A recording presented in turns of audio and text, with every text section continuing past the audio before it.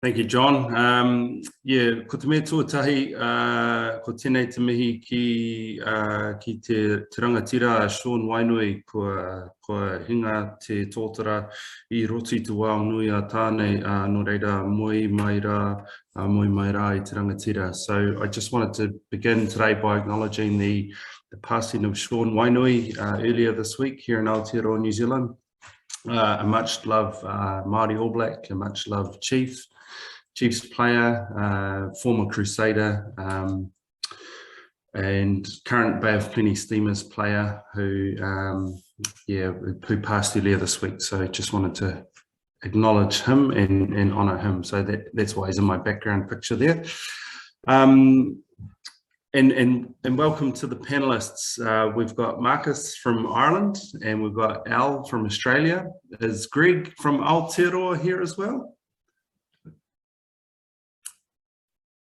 No, not yet. Greg Smith, former Fijian captain. Okay. Julie. And is Julie joining us, John? Yes. Enchanté, Julie. Enchanté. Voilà. Bon, alors, we'll start with the woman because typically in New Zealand, in Aotearoa, it's tradition for the first voice that we hear when we go to a marae, and typically the last voice is always the wahine voice, the female. So look, we'll start with Julie because you can lead us off. So you've recently come to the United States from France.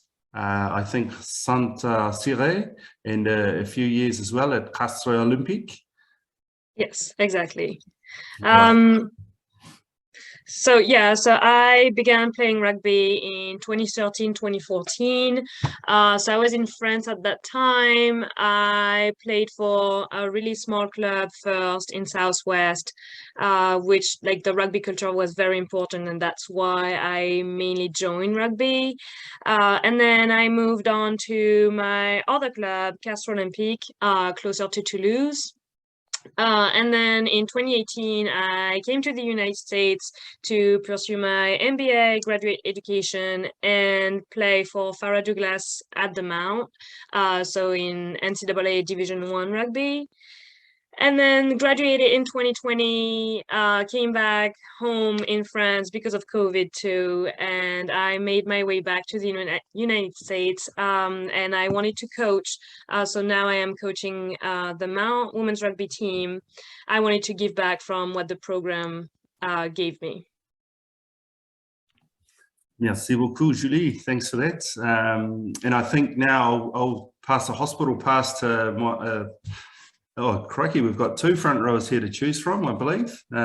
So I'll go to the closest to me, and we'll make our way over the ditch, over the Tasman to Al Baxter in Australia. But brief introduction, please, Al. And if you miss out any of your esteemed career details, I can fill them in for you.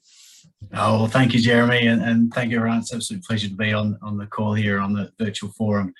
Al Baxter, based here in Sydney. I played for the Waratahs which is the New South Wales based team in the Super Rugby tournament from 1999 to 2011, and played for Australia from 2003 to 2009, including in the 2003 World Cup and 2007 World Cup.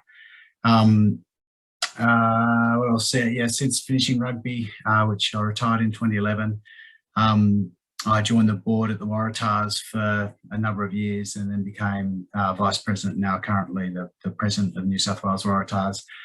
Help out with junior rugby here in Sydney. I've got 3 young boys, all of which play rugby, so help with a bit of coaching there, and coach pretty badly, I've got to say. But apart from that, loving the new tournament announced for the Super Rugby Pacific, which is going to be coming up this year.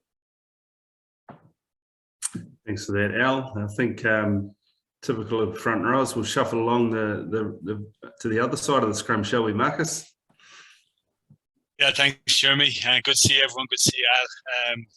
Yeah, it's a pleasure to be on here. My background is I played with Munster for all of my career, Munster Rugby, based in Ireland, and started in '99, similar to Al. Finished in 2013. I played for Ireland in that period at the same World Cup as Al as well, in the same groups. So yeah, it's really enjoyed my rugby career. While I was playing, I became a representative on the Players Union, which was originally called IRUPA. We're now Rugby Players Ireland, or RPI for short. I was chairman of the union for a couple of years as well. And then after retirement, figuring out what I wanted to do with myself, I kind of accidentally fell into the player development manager role with Rugby Players Ireland, and I'm still there now, and I'm back in Munster Rugby trying to help our current crop of players balance their rugby careers with their second career, their dual career, and also looking after all our ex-players, in transitioning out of the game first of all, but then any other issues they may have afterwards. So it's a very rewarding job, sometimes difficult job, in trying to I suppose allocate a little bit of time for this part of players' lives, which we believe is really important, not just for them afterwards, but we believe, and there's studies out there that have shown that it does help with their performance. So I'm very passionate about it, and I think when we talk about other countries starting out their rugby journey, I'd love to see that this stuff comes in on the ground floor. And when you have a blank canvas like that, I think you can really create a good environment for players. Kia ora, Marcus, thank you for that. I'm wondering now if we should carry on and pick and go, or whether or not we should feed our backs. What do you say, Chris? Ready for the ball? Always ready for the ball. Always ready for the ball. Chris Paterson here from Scotland. Played alongside and against a lot of the guys here. So my role now, well, I suppose as a player, played for Edinburgh, played for Gloucester, won over 100 caps for Scotland, played in 4 World Cups, and just loved rugby. Now I'm still involved in rugby. I'm a specialist coach at Scottish Rugby Union, so I work with their kickers, right from the internationalists who play in the Six Nations and the Autumn Nation Series, right through our 2 professional teams in Glasgow and Edinburgh, our 4 academies, our women's team, our sevens team. So right across the board, I work with lots of athletes now still involved in the game. And I just trained as a PE teacher prior to turning professional. So educating and getting people active has always been part of my DNA, thoroughly enjoy the challenge. And I think what's important to me is that everyone is different in terms of when I work with them as individuals, as I work with players. It's an individual skill more often than not. I'm working on my kicking, whether it's goal kicking or kicking out of hand. And I just love the fact that you can tailor individual sessions, you can tailor individual language and expression to each player, because I believe by doing that, you actually make them hopefully a better player rather than take a block approach and maybe not giving each individual the value they deserve. That's enough of you backs now, Chris. I think I thought that was it. I think the forwards want another turn. So thank you everybody for your introductions. And like a greedy forward, I think I better introduce myself. I failed to do that earlier. Yeah, look, I'm Jeremy Hapeta. I'm at the University of Otago down in Dunedin in the deep south in New Zealand, where John once upon a time frequented the place as a lecturer of now Dr. Farah Palmer, but she wasn't back then. So similar to Chris though, I was a PE teacher in a former life. As a primary school teacher here in Aotearoa, trained as a primary school teacher, but taught at high school as well. I played a bit of rugby here in New Zealand, and then I went overseas to Japan and played up in Sapporo and Hokkaido, the Northern Island, for the Hokkaido Barbarians. After Japan, I went to Italy and did some coaching up in Biella in Piemonte. So met my beautiful wife Paula, and now thanks to that rugby journey, we've got 2 beautiful daughters, Gemma and Alina. We ran across the border for a year and went down to the southwest of France to Pays Basque, and near Pré-à-Julie, très joli là-bas, really beautiful southwest of France, for a year in the Basque country. Then I came home to Aotearoa, New Zealand again, fortuitously, I think, in 2007, just before the Rugby World Cup. So I managed to dodge a lot of grief from my French teammates and the community that I lived in. So I feel like I dodged a bullet there. Yeah, and I've been lecturing at university since retiring from rugby at the ripe old age of 30. Now, as Al and Marcus will be able to attest, Chris, sorry, that's when us props come into our form. That's when we're at the height of our career, when we're 30. Scored most of our tries, I think, on the wing about that age. So it was a huge sacrifice to put rugby aside. The French very upset that I was returning to Aotearoa, New Zealand, but c'est la vie, hey Julie. Oh, I'm sorry, exactly. Hey, quick shout out, namaste as well to Dr. Suman over in India. And I wanted to say that at any time, audience members, please feel free to pop a question in the chat. And if you've got a question for someone, for Marcus, for Al, about the dark arts of the front row, then feel free to please flip the questions through, and I'll do my best to get them, put them in front of the panelists. But our introductions are done now, so thanks for that, everybody. Looking at your profiles, you haven't really been too humble and missed out some of the massive achievements that you've achieved in your rugby playing careers. And some of you have touched on the transition from moving out of playing and into other roles in rugby. So Julie, I believe that you've just recently taken up coaching. How's that going? It's been pretty good. I mean, I've been coaching in France when I was over there, but I was coaching under 12 years old players, so it was way different, obviously. But it's good to, you know, be back as part of the staff for this team, because I do believe that this program is building something very, very important for women's rugby in the US. So it's very exciting to be part of the process and be able to give back and, you know, teach the players too, from what I learned here and in my general rugby experience. D'accord. Julie, can you tell me, please, were you coaching the under-12s? Were they females? Were they a boys team?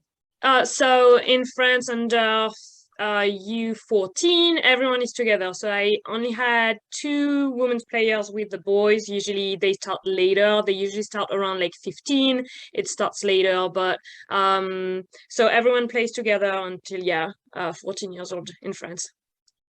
Voila, that's the secret sauce. Thank you. So Al, you mentioned earlier that you were a shocker at coaching, not a great one. Tell us about those experiences. Yeah, well, no, coaching my own boys are no good. They just ignore me and think that any other coach is far better. So, look, I've been helping out a little bit at the Waratahs, just look at the academy coaching level. A lot of the ex-players come in to help out sort of with the academy teams from the ages of 12 to 15, and that's really exciting level in terms of that's where some of the big developments are made and some of those base skills are set. So that's where I've been doing bits and pieces, but certainly my own children or anything at the top professional level, I'm not really cut out for that. I tried a little bit of club coaching when I first retired from rugby, but found it horribly frustrating not being able to impact anything on the field, sitting on the sideline watching players do things they're not supposed to do or not do anything at all is horrendous. So I don't know how Chris does it.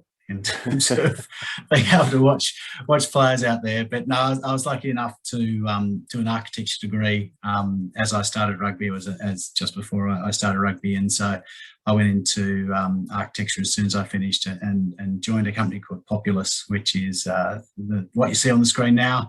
They did Aviva and a whole number of other stadiums through Australia, New Zealand, around the world. So yeah, my main job at the moment is actually designing sports stadiums as opposed to coaching anyone being in sports stadiums.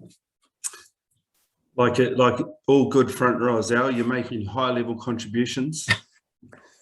We'll leave the grass contributions to those who can't quite handle the don't have the cognitive nous like us front rowers do to design these amazing stadiums for our audiences. Hey, Marcus, how about your transition out of playing and into this these new roles?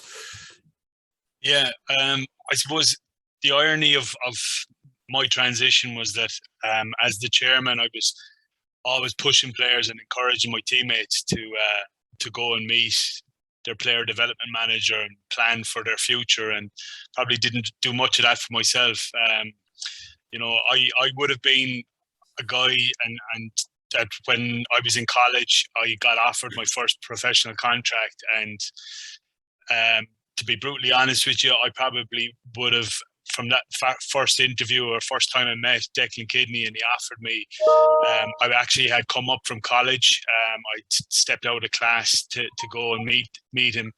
And if I had passed a skip or a dustbin, I would have thrown my school bag in there because I thought I'd made it. So if I could go back in time and tell my 18, 19-year-old self to do things slightly differently, I think I would have given myself a clip around the ear. But that's what my job is now, ironically enough, is trying to get our lads to get through their college degree and finish out so that they can have a real crack at their rugby career, and then trial and error with different careers while they go. So my transition myself, I tried a few things when I left. I got into insurance. I was looking at business ideas myself, and then accidentally kind of fell into the role that I'm in now, and really enjoy it, and I lean on a lot of my own personal experience. I think that's really important. When you're dealing with rugby players, we find that you can hit them with all the science and the facts and the figures, but if you can get someone to walk through the door with a real life story and a real life experience, it really hammers home. And especially if they are rugby players or ex-athletes, our players really sit up and listen, and I think that's really powerful. So it's something I lean on a lot, not just my own story, but one of our biggest assets is our ex-players, the likes of Al, the likes of Chris there, Julie, we've all a lot to offer with regards to our own experiences, and I try and get our guys to give a little bit back as much as they can, and they're very willing. A lot of them talk about if we had this service back in our day, we might have done things slightly differently. So it's something that's grown and something that I'm excited to be part of. Thank you, Marcus. There's a question for Julie popped up in the chat, so I'll get to that in a second, but not to be greedy forwards. We better come back to the backs again. Chris, hey, you PE teacher, how do you see the role between coach's educator versus similar in the classroom teaching? Very same but different. It's really difficult to answer, really, because I think it used to be very different. Now I think it's more similar. I think when I was a player and stepping into professional rugby, I think most of everything we learned was from our coach. Now I think a lot of the current players, the new players, they learn massively from their peers, and I suppose the kind of the World Wide Web in terms of how close and how much information you have around. So there's far more information now, I think, in the groups that you coach. So the role as a coach now becomes figuring out what bits match the players you have, and almost sometimes pulling back a little bit and doing less, and just really, for me, the fundamentals, working really hard on the basics and doing the basics as well as you can time and time again, are excellent. The other thing I'd say is, I think a lot of the newly professional players or current players haven't had the hours of rugby playing and practice competitive exposure to games than probably we had coming through. I think whether they're ushered quite quickly into through academy systems or through scholarships, and then they're asked to play professional rugby, whether it's reasonably young in their age, but certainly reasonably young in their career, and they're brilliant. They deal with it, they can cope with it, they've all the support around about them, but I don't think they've got the depth of experiences that we maybe had. Another thing I'd say is in the coaching groups that you work in, well, the players they've been exposed to a similar thing. So they've always, especially in the professional game, they've always been professional for the last 3 or 4 years. You don't have that mix in the dressing room and the professional leader that I had when I walked in at first, where you had, older guys who'd spent 15 years working, who'd been teachers, who'd been builders, who'd been bankers and doctors, and you got this massive knowledge and information. Now it's very specific rugby information that players have. So it's quite different in terms of more support for stuff off the pitch, I would say, than there was before. And the stuff on the pitch is refining and prioritising what has to be right. But I still think the best players are the best decision makers, not the ones that are the biggest, the strongest, the fastest.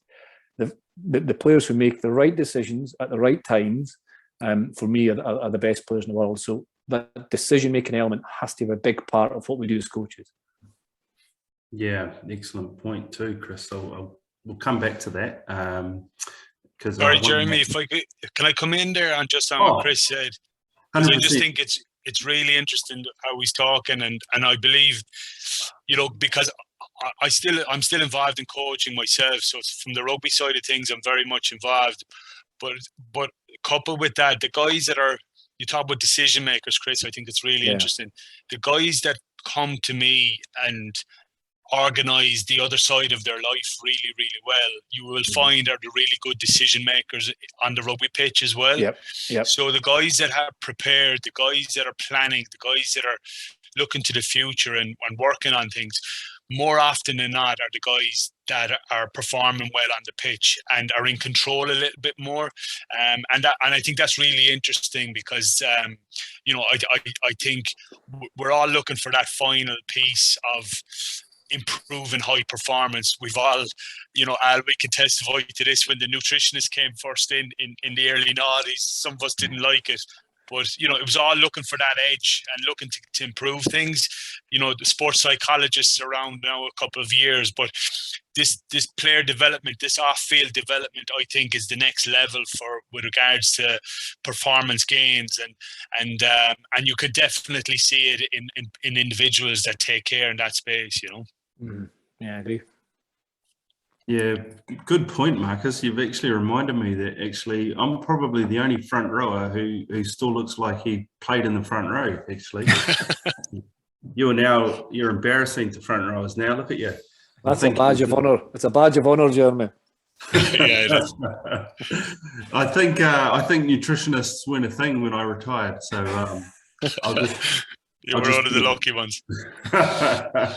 I'll just put it down to that. Hey, Julia, there's a question in the chat for you. From Sumant in India, and he would like to know, for you, what have been the key challenges while coaching that you've faced, and other issues in terms of fostering that young potential? Yeah, so I'd say one of the key challenges for me, because I started coaching when I was 18, so I was very, very young.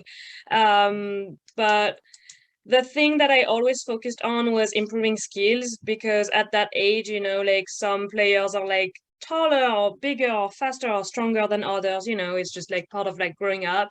And I never wanted to emphasize that.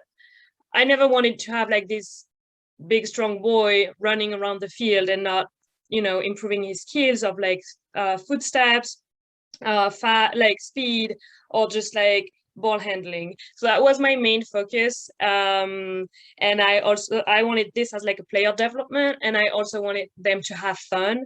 Obviously, you know, results and like competition like plays a part in it, but I wanted them after like their rugby day on Saturday just to have like a big smile on their face, because I do believe that at like 10 and 11, that's what matters. So make the game fun, having them in a safe space and being able to develop their skills was very like highly important for me.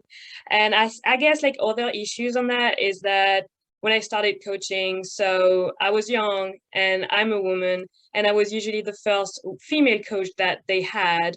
And at the beginning of the season, basically like I had to earn respect from them.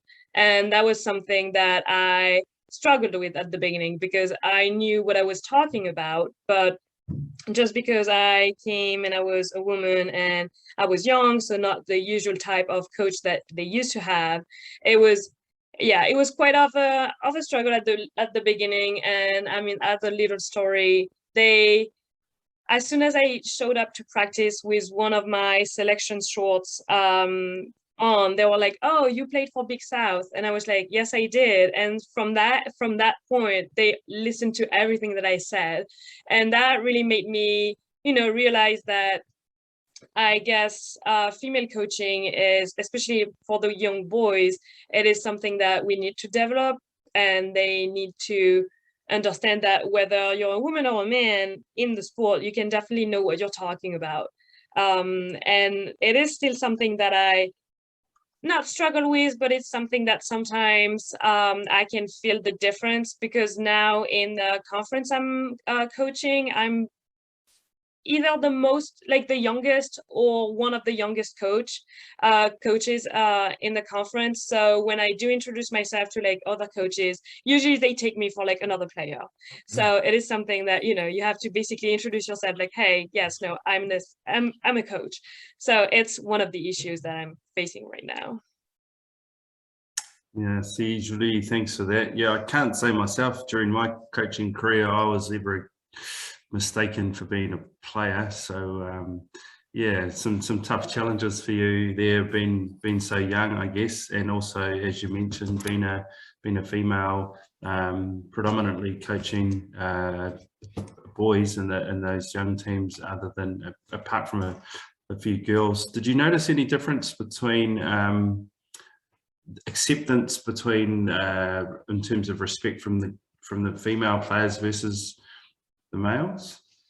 Yes. I guess for when I was coaching the young players, women were just listening to everything I was saying and asking a lot of questions. And there is like a huge difference between men and women, I believe, in how you're coaching, because the approach is different.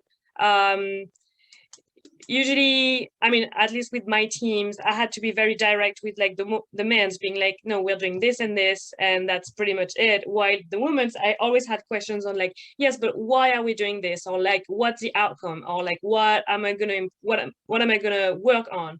So it's definitely two different coaching styles, I guess, you have to have. Would you say that was same for you in the USA too, compared to France, or were the USA players a bit more accepting of you being, or was it same?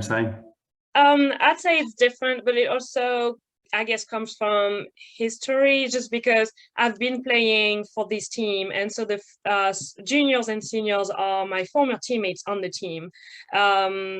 I was a captain for the team, so I guess I already got the respect from my former teammates, and then it just built off of that when I just came as a coach. And you know, I really the other coaching staff and myself, we made it pretty clear, like the separation between me as a former player and now I came back as a coach, so the boundaries are respected. And it also comes from the fact that they're older, so you know, like they're 18, like they're young women, like young adults. So it is, I guess that's why it's different.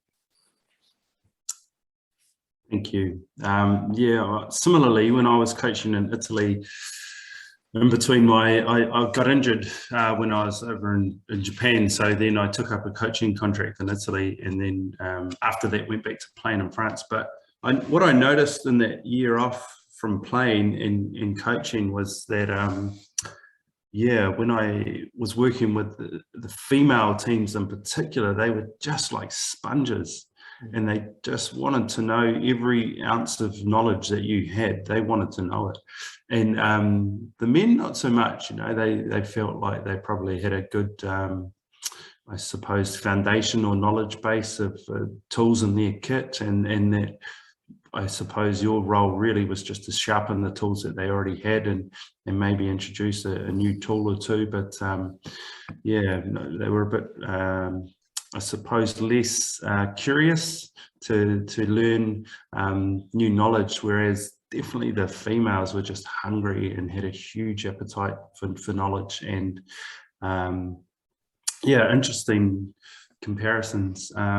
And I suppose similar to what Chris and Marcus were alluding to earlier around decision making as well, and how players want to be more empowered nowadays and have more decision making ability on the field, which was fascinating for me, because I felt like I was one of those coaches who let players make decisions on the field. And I remember the president of the club in Italy was, come up to me on the sideline one day, and he said to me, "Why aren't you screaming at your players, telling them what to do?" Because that's, for them, that's what they perceived was coaching. And I just said to him, if I were to do that, I would scream to this player, do A, B, and C. Now let's just step back and watch what he does. And sure as eggs, that first 5/8 did A, B, and C. And I turned to the president and I said to him, now where's the value in me screaming instructions to him if he can already make those decisions for himself on the field? So I felt I'd done my job as a coach to enable that player to decide himself that the best option at the time was A, B, and C. And so I made the coach stand with me for the next 5 minutes of the game. And every time there was a play, I said to the president, if I were to scream instructions at him, I'd tell him to do X, Y, and Z. And it was like he was reading my script. And he made all the right decisions at all the right times and did all the right things. And after about 5 minutes, the president got a bit annoyed and just walked off. It's so important though to create an environment at training that replicates the game, and that's where the decisions are made. And if it was A, B, or C was what you were telling them to do, but the solution was actually D, but you hadn't told the players that, or prepared the players that, or created a scenario where D was even an option, the player would never take the right option. So it's with the right basic skills, and I say basics, the wrong word, with the right fundamentals, creating an environment of training to put those under pressure, different types of pressure, increased pressure similar to what you're going to face in the game. The decision-making process and execution happens every day or every time you train. Therefore, in theory, it should hopefully become easier on match day. You know the answers. You can make the right decision because you know why you're making that decision, not just because you're being told to do it. So I totally agree, Jonah.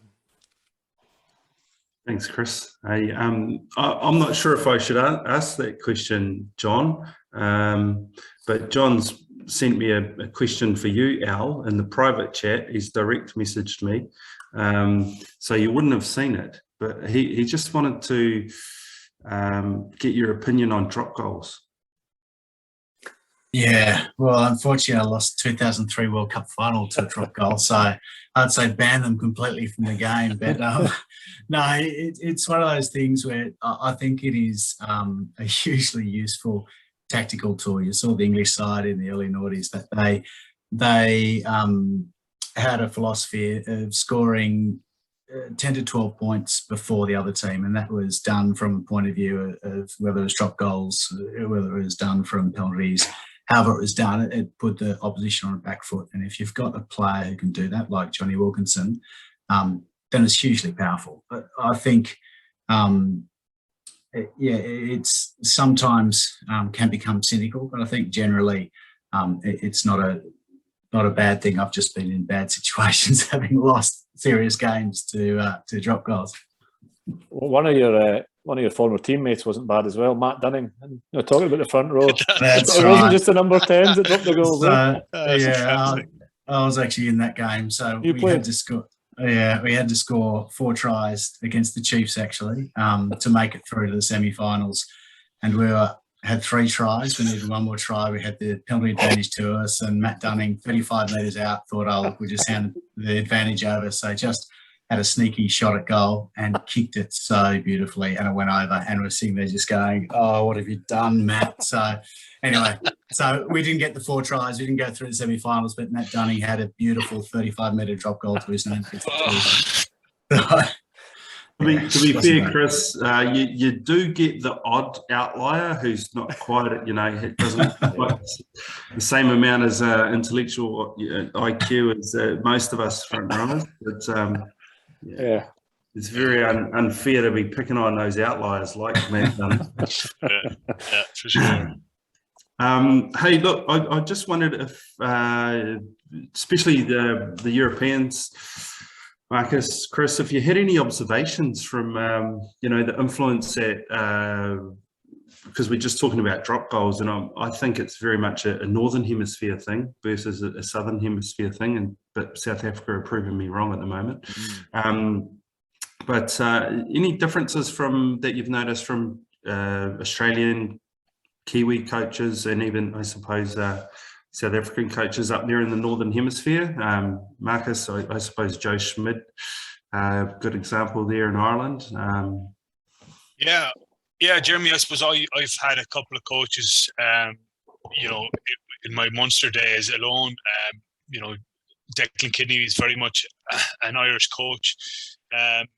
Similar to yourselves, he was a school teacher and had a certain approach to bringing a group of players together. I suppose my Munster team at the time, we could have been considered a bunch of misfits, and pulled us together and got the best out of us. But then we had Alan Gaffney from Australia, who I'm sure Al would know fairly well, and Alan was brilliant. He was just a really good guy as well, but probably a bit more focus on our skills, and probably was shocked at the level of some of our skills when he arrived. So,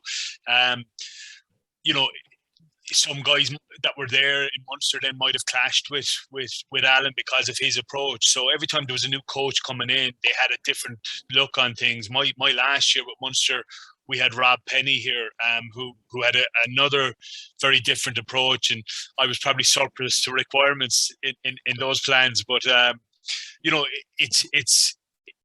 think there's a lot of, you have a certain coaching style and maybe a style of play that you like to play, but I think you have to couple that with the team and the players that you have in front of you.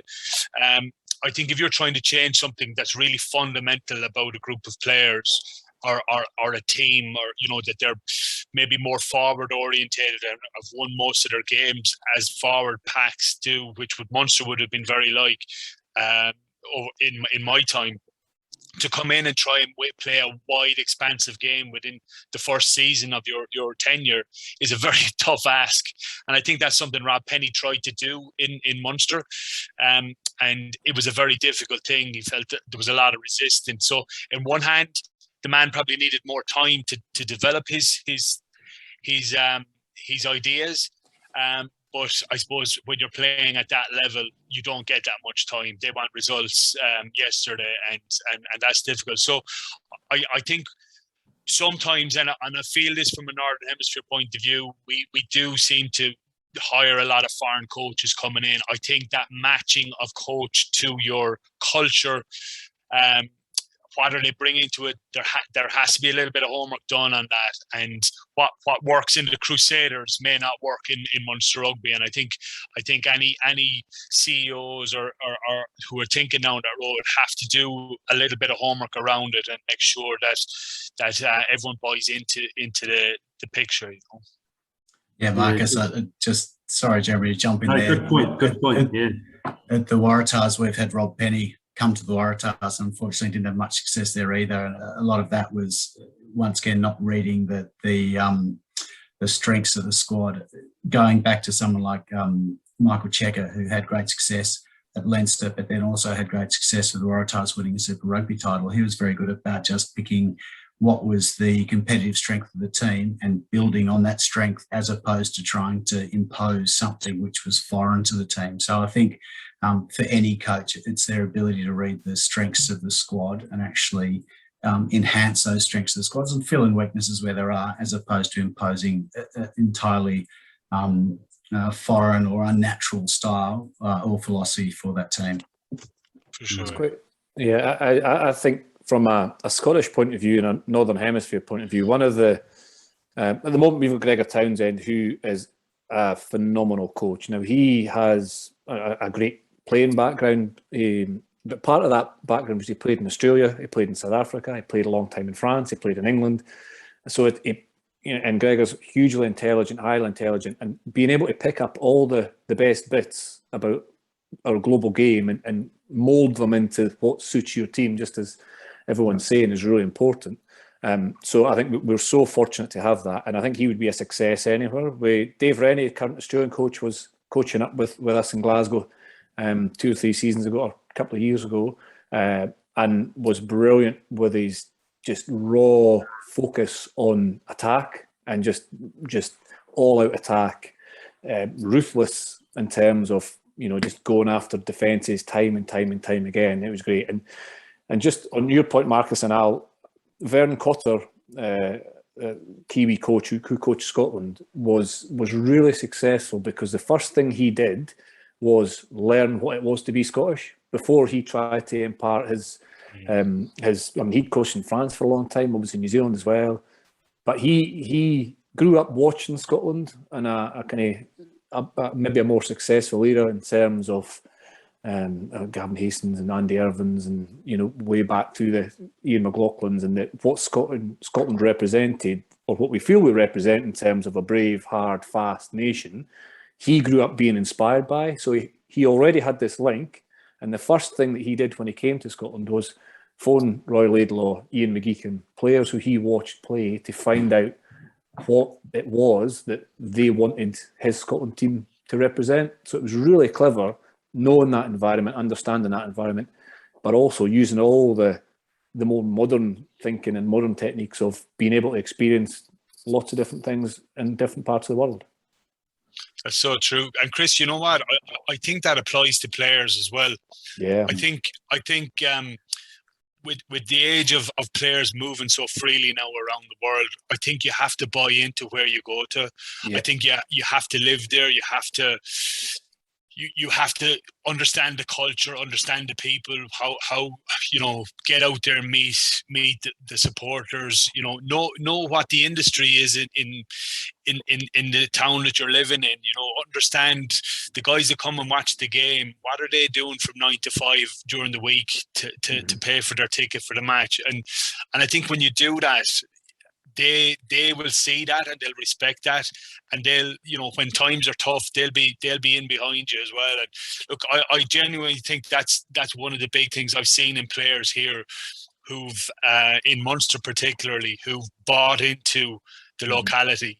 They are the ones that are held most highly long after they're gone, and I think, you know, it's their second home, no matter where they've come from, whether it's been New Zealand or Australia.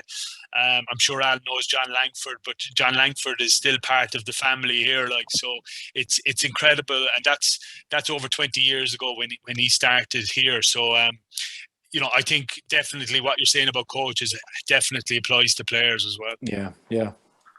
Yeah, I've got to say with those players that they bring that strength back to Australia. Knowing John Langford well, he when he came back to Australia and was playing back in Australia, bringing the skills and the knowledge and that experience from overseas was one of the key things that made him such a strong player for such a long time. And once again, players and coaches, we've just at Waratahs hired a new coach, Darren Coleman. He was an Australian coach, but was asked to go over and get some international experience. Actually went to America, took the Giltinis, which was Major League Rugby team, to their first championship, and brought that back, and it has been fantastic because of that international experience. So he's a Sydney boy, coach of the Waratahs, that has that local knowledge, but with that international experience. I think that's really important, where you have that mix of being able to bring the best from around the globe with the local knowledge and the local passion. Thanks, team. All excellent points raised. Look, we've got about 5 minutes left. So what I wanted to do was to invite you all, the 5 panelists, to just to close, take a minute to come up with some concluding thoughts on the future directions or final reflections. Basically, we'll start with you, Julie, if you don't mind. Sure.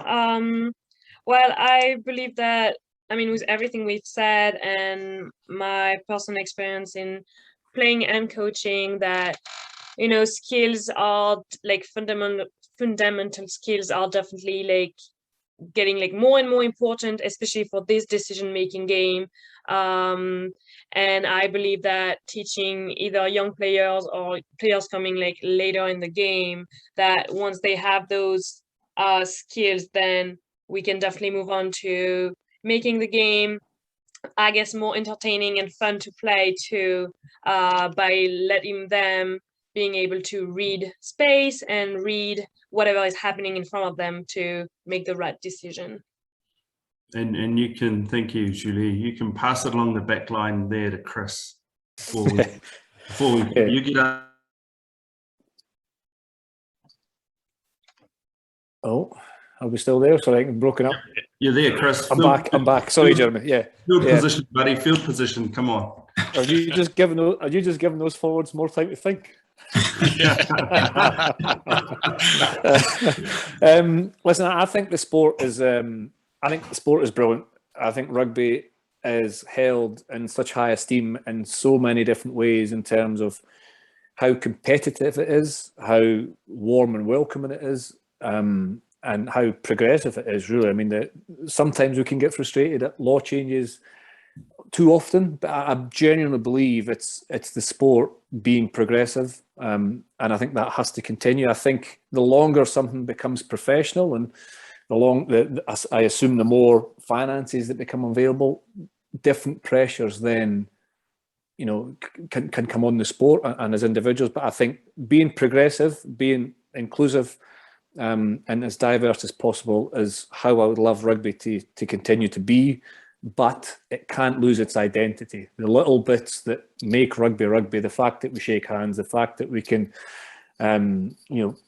be approachable and be role models in the community and be warm and welcoming, that rugby value that we often hear has to remain. I would love, and I want the game to be progressive, but it's built on those little bits of rugby that you just can't describe, that are just basically called rugby. Just honest rugby should remain, no matter how many pressures and that the game's exposed to. Thank you, Chris. It's very rare I agree so much with the back, but thank you so much. Maybe either you were a back or I was a front rower, but I'm not sure the latter would work.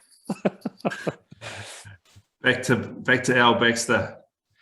Yeah, thanks, Jeremy. Look, totally agree with Chris and Julie about what they said. For me, really exciting time in World Rugby, because we're starting to see some minnow nations come to the fore. I think you look at someone like Fiji, back-to-back Olympic sevens, gold medalists. They now have got their own team in the Super Rugby Championship, which means they'll keep a team together, essentially in Fiji all year round, which is going to be such a fundamental change for the Fijians playing against the Tier 1 nations. Moana Pacifica, which is going to be the combined Tongan Samoan team, likewise, it's going to be really exciting there. And then also, it's strange to call it a minnow, but in terms of World Rugby, US Rugby, I think Major League Rugby, certainly in Australia, we're watching the Major League Rugby competition with great focus. There is such an enormous latent sport demand in US, and if they kick into that, then it's really from a commercial or playing base potential athlete base, it's going to be really extraordinary to see how it goes. So for me, the future of watching Fiji, the other Pacific Islands and the US progress in the next 5, 6, 7 years will be really exciting. Perfect. You stole the words right out of my mouth, Al, so I don't need to mention that now. Thanks so much. Hey, and Marcus, how's my mate Mikey Pittman going there at Munster, mate? He's doing well, doing really well. Please say hi to Mikey for looking me. after all the skills, improving skills here. Yeah. Your final reflections? Yeah, look, for me, I suppose one of our mantras is with Rugby Players Ireland is about helping the player, helping the person that within the player, and I think that's what rugby for me is all about. If we put people first, I think that's going to be the most important thing. Whether you're coaching underage or you're bidding for a World Cup, if people are put first and I'm not just saying it about players because I'm involved in the players union. I'm talking about coaches, the physios, everyone involved. If they're put first, I think you're going to be in a better place. And my feeling on that if I take it back to where I am, is if the policymakers here in Ireland look after their players, those players will come back afterwards and support the game. Just like Al is still involved in rugby, Chris is, and Julie is, and myself. If you can have a World Cup winner going back coaching his young kids, or you can have, a coach who coached the Lions and he's involved in the grassroots back in his hometown. That's priceless, and that's happening all over the world. And I think the spread of the game is, while it's really, really important, and I think it's been done in a really good way, I think you've got to put people first, and that there's no exploitation of the system in any way. We've seen it in other sports where it can be really, really damaging. But I think if you put people to the fore, you can't go too far wrong. I couldn't concur more. I think, John, I'm done. There's nothing more that I can add except to thank Marcus, Al, Chris, and Julie. Merci beaucoup. Grazie mille, Erica. And Malolava, David. Thanks for your comments in the chat, everyone. Thanks for tuning in. And outstanding, superb job. And over to you, John. Thanks so much. Yeah, thanks. Thank you. And that last point I think is an important one, and one that Major League Rugby and Old Glory here in DC have realized in connecting with schools and the universities in a kind of developmental pathway approach. I'm super excited to be able to announce today that Old Glory and Mount St. Mary's have formed a partnership to help develop rugby in our region. We're super excited, Chris, because obviously Old Glory has very close connections and is part owned by Scottish Rugby. Yep. And Al, it was awesome to see in the last couple of weeks you guys connecting with San Diego and having that kind of input where we're working to develop the sport around the world, whether that's promoting it in Fiji, across Africa, here in the United States. And Marcus is right, the players and the communities are the heart of the game. And as long as we keep that in mind, I think the professional game will continue to survive as well. So I want to thank all of you for a fantastic session, super international in focus. And we'll have a session this afternoon